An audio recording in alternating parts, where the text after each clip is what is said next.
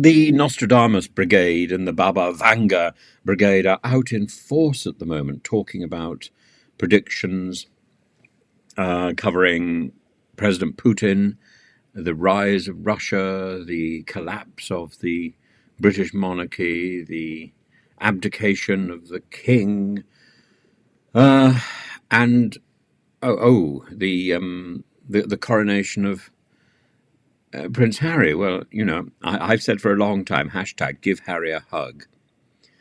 But there are so many of these mystics running around the place, from the 15th century, early 16th century of Nostradamus, to there's some sort of Brazilian mystic who predicted the pandemic and Elon Musk's buying Twitter, and then even despite the Princess of Wales' incredibly brave talk to camera, something that she'd written herself, something that she'd clearly thought about very carefully, something that she wanted to do in her name, I think for her children to show the example of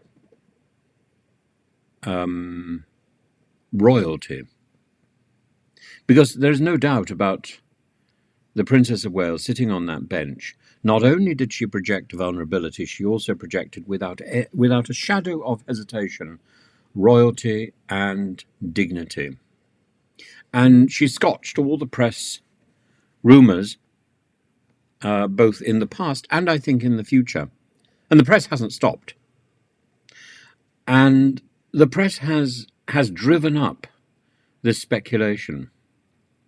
The press and, I suspect, also the PR people in the palace. It was the PR people in the palace who made this extraordinary prediction, or made this extraordinary claim in the Daily Mirror, I think, that the Princess of Wales was not suffering from cancer. But of course, that is exactly what she's suffering from. And that explicit denial is foolish. It looks very foolish now. And it adds to that sense of anxiety and doubt. But doubt sells newspapers. Doubt, anxiety, and this absurd attempt to see into the future. We can't see into the future. And the timing of the Princess of Wales' speech was about her children, was about protecting her children, which is her life's work. She's raising a future king. She's standing next to the future monarch. She has a particularly good relationship with the present monarch, with whom she shares this terrifying ordeal of going through cancer. I've been through it, by the way, so I'm speaking with some experience about how terrifying it is and how you go through these sort of feelings. Is this something I want to share, or is this something I want to keep private? And you come face to face with your mortality, and you don't know how it's going to turn out. You have to trust your doctors. And I had a particularly good consultant. I was messed up slightly by some very silly hematology people who didn't listen to what I said, didn't do what they promised, and caused a problem and put me in a position where I was brought back into hospital for a further 2 weeks of considerable pain, where I was bleeding like a running tap. And so I know how difficult it is to recover from these operations. And even now, last night, I had such pain in my shoulder.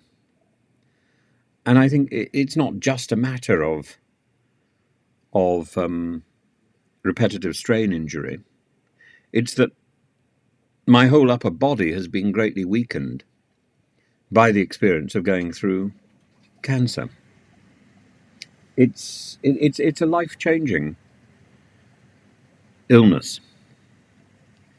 You get through it, and I think you're filled with fortitude and with a new sense of urgency to get things done. Well, at least that's how it seems to have affected me. But I am very conscious that I get terribly tired, and I have to guard myself from being irritated with silly comments, and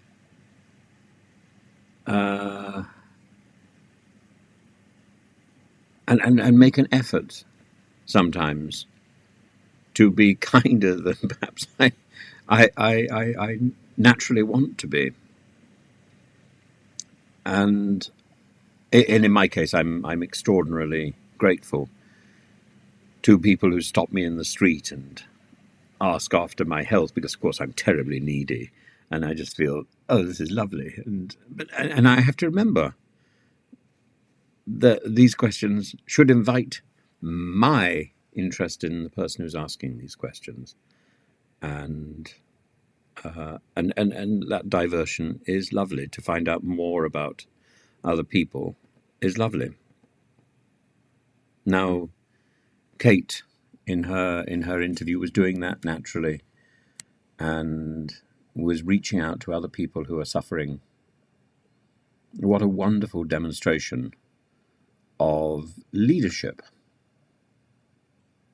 And a call for privacy, I think, is perfectly understandable. The hurtful speculation needs to stop. You know, I was looking at a video earlier today which was analysing that video that she had made and suggesting that was an AI fake. Utter rubbish. Just cannot be. It simply cannot be. I've looked at AI fakes. I've played around with the technology. There are limits to it. And what we saw yesterday was this vulnerability, this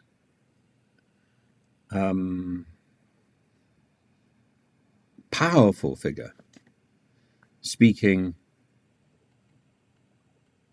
with fragility and also with strength. That couldn't have been concocted. That was real. That was real. And that was not a performance. That was real. And heartwarming, I think. At a time when so many difficult things are happening. As I say, we can't look into the future. The future resembles the past in so many ways, yes. And it's very difficult not to think what's going to happen tomorrow. But tomorrow is better than today if we make an effort to ensure that it's better. The optimism that we should be nursing is based on the hard work that we put in. And we should be driven to pause every evening and ask, have I done the best I can today? Will I do better tomorrow? And I think that's what makes life worth living. And everything else is decoration and entertainment.